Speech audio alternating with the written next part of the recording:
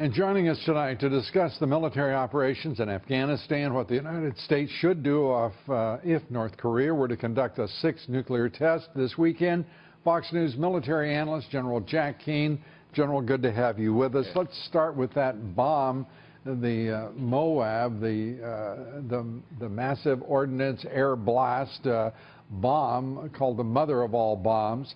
Its impact is extraordinary. Never used before, and it looks like it's the choice to use it now was at the perfect time and the perfect place.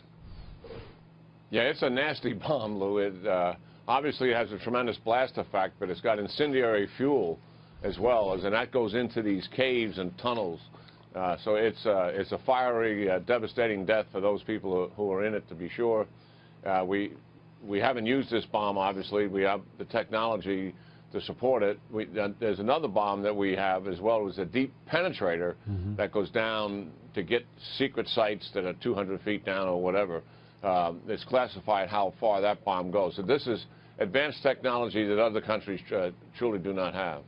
And this not only, of course, devastating to the Islamic State, and I would think would put Pakistan on notice as well that refuge is no longer going to be permitted. That's an inference on my part. Your thoughts? Yeah, well, that's part of it, to be sure.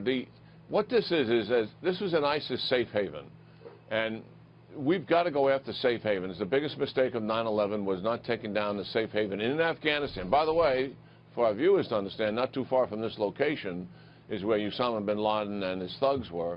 We let that stay, and we got 9/11. So when we find safe havens like this, we got to go after it. This is ISIS. It's called the Khorasan group. They travel freely back and forth from Pakistan to Afghanistan. Some of them are former Pakistan Taliban. Some of them are former Afghan Taliban, now belonging to ISIS. So this is we had good intelligence. It's a good target. And Nicholson did not want Afghan infantry having to go in there. They tried it once, took casualties, and this was a much better answer than that. So his message was to destroy ISIS. Other people certainly seeing the weight of military power by the United States get other messages from it, to be sure. The rhetoric, however, from North Korea rising, it is more bellicose, if anything, more threatening. How is there a red line here? If Kim Jong-il is to set off a sixth nuclear test, are there to be repercussions? What will occur? There'll be no military repercussions for that. That'll be number 6. We've endured 5 before that. Right. A lot of the language, I think, is leading up to him doing something like that. The aircraft carrier and the strike force that's there, it's largely there to really reassure our allies, the South Koreans and the Japanese, that we do have their back. The administration wants to send a loud signal. Vice President Pence going there for the same reason. There's political instability in South Korea. We're a little worried about it. We had a president there who was corrupt but strong on North Korea and strong on defense. We're likely to get another president that's hopefully less corrupt, but we believe it's going to be not as strong on defense and not as strong on North Korea. So part of this is strengthening the spine of the South Koreans as well.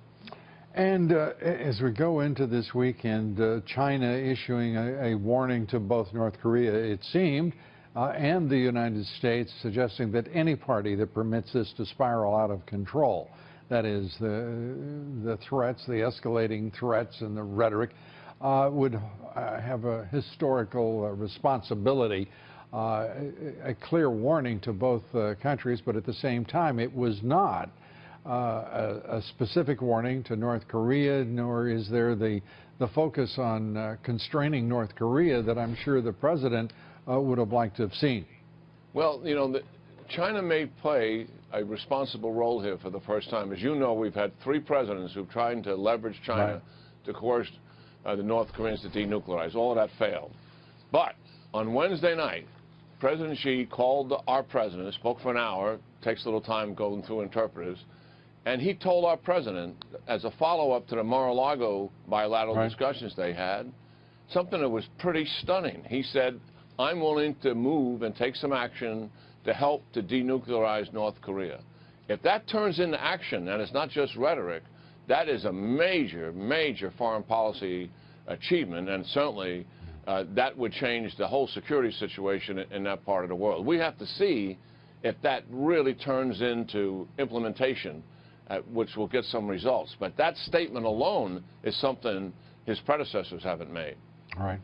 And as you say, now all that has to happen is it be turned to action, and that we'll know in relatively short order, it seems, given the way things are going between North Korea and the United States right now. General Jack Keane, as always, great to have you with us. Thanks. Good talking to you, Lou.